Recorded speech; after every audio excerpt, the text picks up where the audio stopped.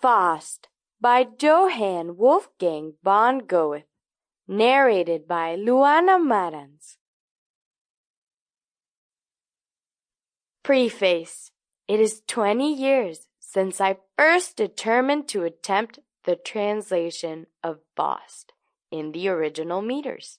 At that time, although more than a score of English translations of the first part and 3 or 4 of the second part were in existence, the experiment had not yet been made.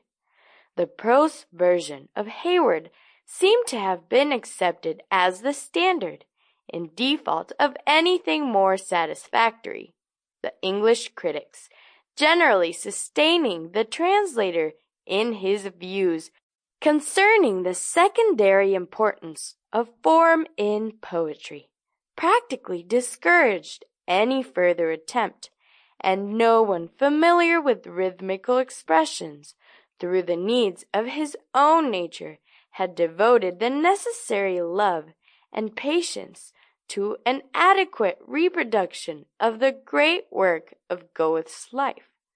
Mr. Brooks was the first to undertake the task, and the publication of his translation of the first part in 1856 included me, for a time, to give up my own design.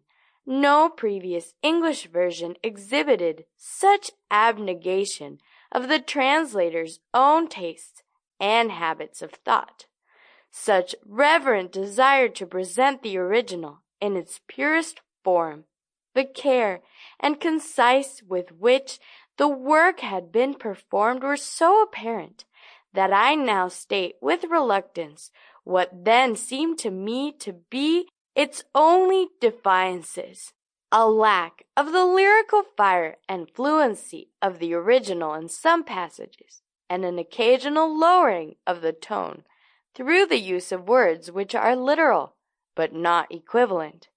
The plan of translation adopted by Mr. Brooks was so entirely my own, that when further residence in Germany and a more careful study of both parts of Faust had satisfied me that the field was still open, that the means furnished by the poetical affinity of the two languages had not yet been exhausted, nothing remained for me but to follow him in all essential particulars. His example confirmed me in the belief that there were few difficulties in the way of... Sample complete. Ready to continue?